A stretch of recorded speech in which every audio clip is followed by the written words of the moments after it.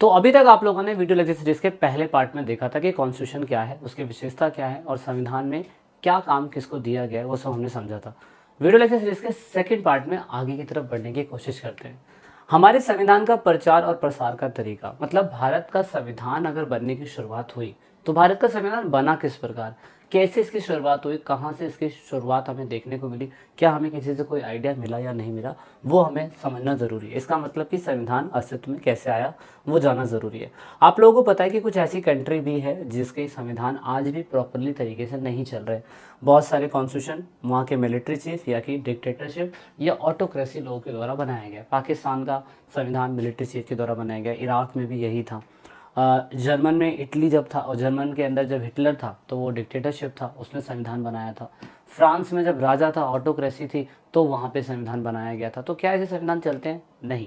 हमारे भारत का संविधान पावर में या प्रसार में या एग्जिस्टेंस में इस तरीके से आया कि लंबे समय तक देश में एक आंदोलन चला था जिससे हमें स्वतंत्रता मिली और अंत में हमने इसको मद्देनज़र रखते हुए संविधान में उन सारी बातों को डाला जो हमारे इंडिया में माइनॉरिटीज़ और मेजॉरिटीज़ लोगों के साथ किसी प्रकार की कोई प्रॉब्लम ना हो। तो हमने उस चीज़ को देखते हुए अपने क्या कहते हैं कॉन्स्टिट्यूशन में उन सभी बातों को मद्देनज़र रखते हुए बनाया।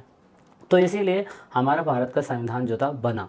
हमारे भारतीय संविधान से साउथ अफ्रीका ने प्रेरणा ली और भारत के संविधान में काफ़ी चीज़ें जो हैं जो साउथ अफ्रीका के कॉन्स्टिट्यूशन में बनाई गई है।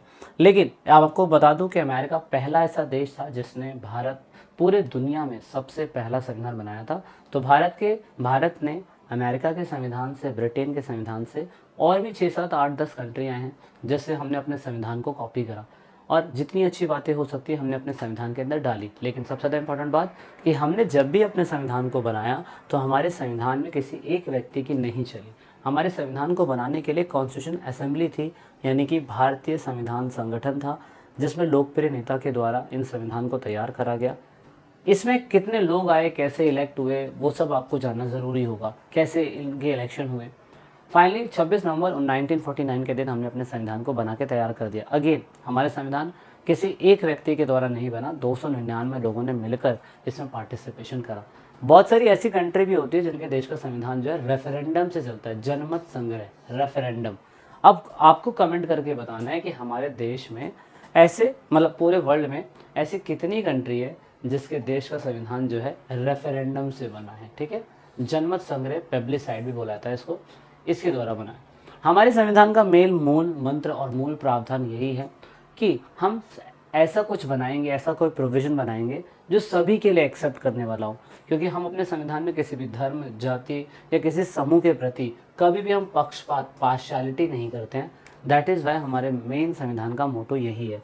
एक बात बिल्कुल फैक्ट है कि हम कितना भी अच्छा संविधान बना ले, लेकिन हम सभी को न्याय संभव है कि बराबर नहीं दे सकते। क्यों? क्योंकि हर एक व्यक्ति इक्वालिटी में, सभी को इक्वालिटी नहीं कर सकते, जस्टिस सभी को समान नहीं मिल सकता, लिबर्टी, स्वतंत्रता सभी को समान नहीं मिल सकती। जो इंसान छोटा है, काला है, मोटा है, पतला है, तो ऐसे में संविधान होने के बावजूद भी हम सभी को इक्वल नहीं कर सकते। ये एक सिंपल शब्दों में बताने की कोशिश करी गई है। ठीक है, लेकिन खैर फिलहाल हमारे भारत संविधान जब भी बनाया गया उसमें हमने कहा कि हमारे संविधान अगर पास होता है या फेल होता है, उस संविधान की गलती नहीं होगी, वो इंस्टीट्यूशनल डिज़ाइन की गलती होगी। इसीलिए हमने अपने संविधान में किसी भी एक सिंगल बॉडी को या एक हिस्से को या एक व्यक्ति को हमने पावर नहीं दी हुई है। एग्जाम्पल के लिए आपको लगता है कि सबसे सुप्रीम हेड पीएम होता है क्योंकि वही सारे फैसले लेता है, लेकिन सही मायने में देश में लेजिस्लेचर, एग्जीक्यूटिव, जुडिशरी, विधायिका, कार्यपालिका और न्यायपालिका सभी के अपने काम होते हैं। कोई भी व्यक्ति, अगर देश में पीएम सबसे बड़ा हेड है तो किसी लॉ को ब्रेक नहीं कर सकता। पीएम ने अगर लॉ के अकॉर्डिंग कोई काम नहीं करा तो उस पर केस और कार्यवाही जुडिशरी आराम से कर सकती है, ये ज़रूर याद रखिएगा। तो इसीलिए राष्ट्रपति का अपना काम अलग हो सकता है और प्रधानमंत्री का अपना अलग काम हो सकता है, लेकिन मेन संविधान का काम होता है कि कोई भी अपनी शक्ति का दुरुपयोग यानी कि मिसयूज नहीं कर सकता। ये सबसे ज़्यादा इंपॉर्टेंट है। इसीलिए कॉन्स्टिट्यूशन जो है इंश्योर करता है अगर कुछ भी बदलाव करना है पॉलिटिकली, सोशली या इकोनॉमिकली, कोई भी कॉन्स्टिट्यूशन में बदलाव करना है तो हमारे भारतीय संविधान में अमेंडमेंट का एक बहुत अच्छा तरीका है।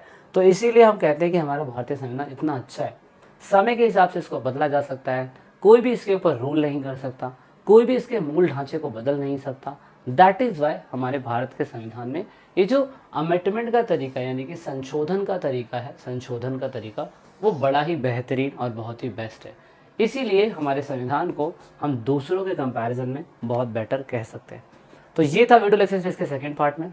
वीडियो लेक्चर सीरीज के थर्ड पार्ट में आप लोगों को जल्दी मिलेंगे। ये वीडियो लेक्चर सीरीज का थर्ड पार्ट होगा जिसमें आपको इस चैप्टर के आगे सीखने को मिलेगा।